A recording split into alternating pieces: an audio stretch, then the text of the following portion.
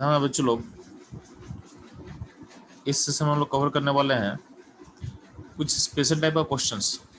आपके mole concept में कुछ स्पेशल कैटेगरी का क्वेश्चन पूछता है तो उसको हम लोग कैसे सॉल्व करने वाले हैं।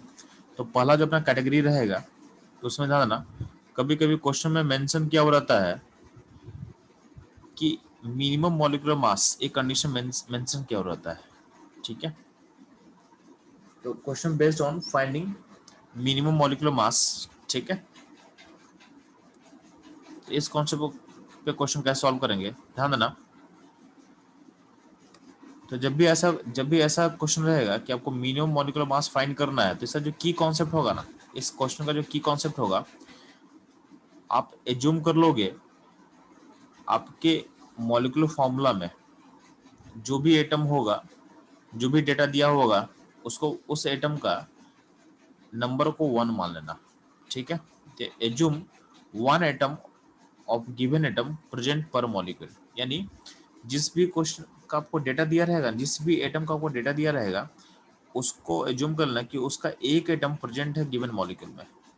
गिवन मॉलिक्यूल में उसका एटलीस्ट एक एटम होगा, उसका एटलीस्ट एक एटम होगा।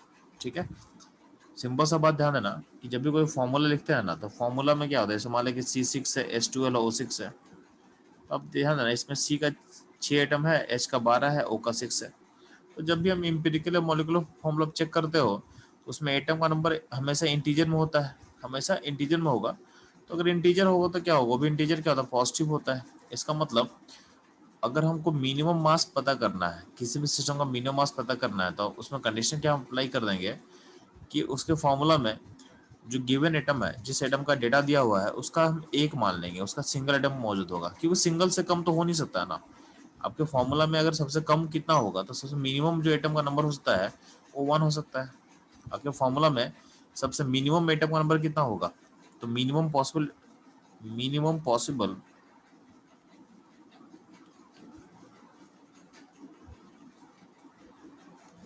एटम कितना होगा, 1 हो सकता है। ठीक है, तो अब वो की कॉन्सेप्ट है कि जिस भी एटम का डेटा दिया रहेगा उसको आपको 1 मान लेना। मिनिमम मॉलिक्यूलर मास अगर फाइंड करना हो तो होगा, तो उसके नंबर को 1 मान लेना, यानी जो मिनिमम पॉसिबल जो वैल्यू है ना, उसको आपको एज्यूम करना है, उसको आपको एज्यूम कर लेना है। ठीक है,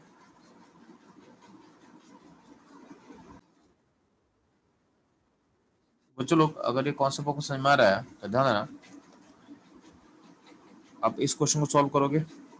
इस क्वेश्चन बोला क्या हुआ है कि एक इंसुलिन है, एक इंसुलिन मॉलिक्यूल होता है जिसमें 3.4% सल्फर है, 3.4% सल्फर है।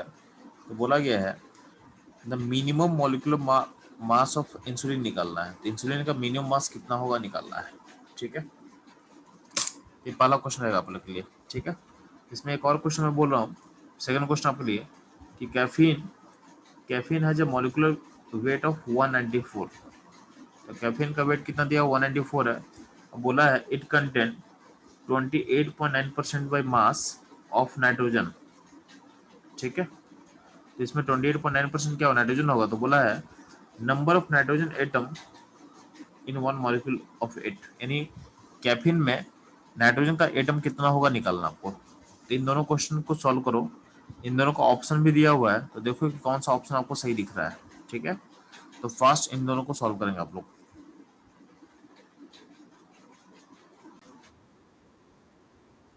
बच्चों लोग, जो फर्स्ट क्वेश्चन है, अगर हमसे बोला गया कि इंसुलिन का हमको मिनिमम मॉलिक्यूलर वेट चाहिए, तो हम क्या करेंगे, इंसुलिन के फॉर्मूला में अगर इंसुलिन का फॉर्मूला हम कुछ मानते हैं, इंसुलिन का फॉर्मूला होगा AX something BY CZ S dub sulphur W, ऐसा कुछ फॉर्मूला हो मान लेते हैं। तो अगर मान लेते हैं कि इंसुलिन का मास को मिनिमम करना, तो हम लोग का एजम्पशन क्या होगा कि सल्फर जो है, सल्फर के नंबर को 1 कर दो, इसका जो नंबर उसको 1 कर दो। ठीक है, मतलब किसी भी सिस्टम में एटम का नंबर मिनिमम कितना होगा, 1 ही होगा। तो हम क्या करेंगे, सल्फर का नंबर को अगर 1 मान लेते हैं, तो अपना जो मास निकलेगा वो मिनिमम आ जाएगा। ठीक है, तो अगर हमसे मिनिमम कंडीशन बोलेगा, तो कुछ अगर क्वेश्चन में नहीं दिया हुआ है, तो जिस भी एटम का इंफॉर्मेशन दिया रहेगा उसको 1 मान लेना आप। इसका मतलब अगर इंसुलिन इंसुलिन को का मोलर मास को अगर M मानते हैं, उसका जो 3.4% है, should be equal two sulphur, ठीक है। तो शुड बी इक्वल टू क्या होगा, 3.4% सल्फर है ना, तो सल्फर के बराबर होगा, और सल्फर का नंबर चूंकि हम 1 मान चुके हैं, ठीक है। तो 1 सल्फर का मास कितना होगा, तो 1 सल्फर का मास होता है 32, तो ये 32 ग्राम के बराबर होगा, ठीक। अब इसको आप सॉल्व करो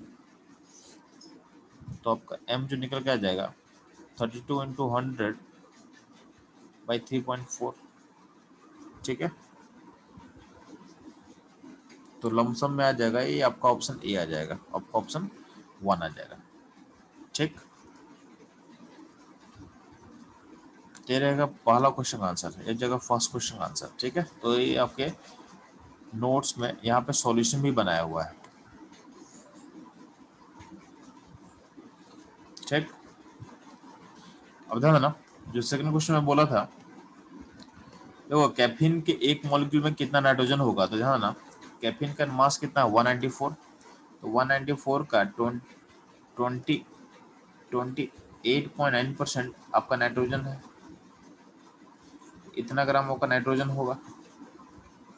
अब ध्यान देना, आपको अगर नंबर ऑफ नाइट्रोजन निकालना है तो n का नंबर निकालने के लिए क्या करेंगे, हम इस पूरे मास से में n का मास से डिवाइड कर देंगे। n का मास कितना होता है 14 ग्राम, जब डिवाइड करोगे इसको 14 से, इस डाटा को डिवाइड करो 14 से, तो आपका आंसर हो जाएगा नियरली इक्वल टू 4 आ जाएगा, ठीक है। आपके नाइट्रोजन के वेट, जितना वेट निकल रहा है उसको डिवाइड करना 14 से, तो आपका नाइट्रोजन का मोल निकल के आ जाएगा, यानी नंबर निकल के आ जाएगा, तो आंसर कितना होगा 4।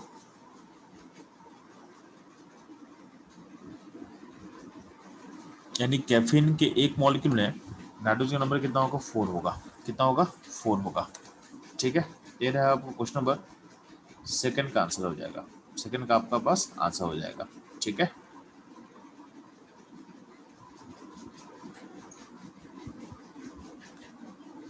अब ध्यान ना, अगला क्वेश्चन, नेक्स्ट क्वेश्चन है, इस क्वेश्चन में क्या बोला हुआ है, एक जाइंट मॉलिक्यूल है, एक जाइंट मॉलिक्यूल है जो कंटेन करता है 0.25% ऑफ मेटल, एक मेटल है जिसका 0.25% उसके अंदर है, उस मॉलिक्यूल के अंदर है, और उस मेटल का जो एटॉमिक वेट है वो है 59, तो 59 is the atomic weight of the metal, ठीक है। और बोला गया है it's molecule contain 1 atom of that metal, in इस मेटल का एक ही एटम होगा, तो बोला गया इट्स मिनिमम मॉलिक्यूलर वेट कितना होगा, इट्स मिनिमम मॉलिक्यूलर वेट कितना होने वाला है, ये निकलना हमको, ठीक है। तो उस मॉलिक्यूल का मिनिमम पॉसिबल मॉलिक्यूलर वेट क्या होगा आपको निकालना है, ठीक है। जल्दी से फटाफट आप अपना ऑप्शन को बताएंगे।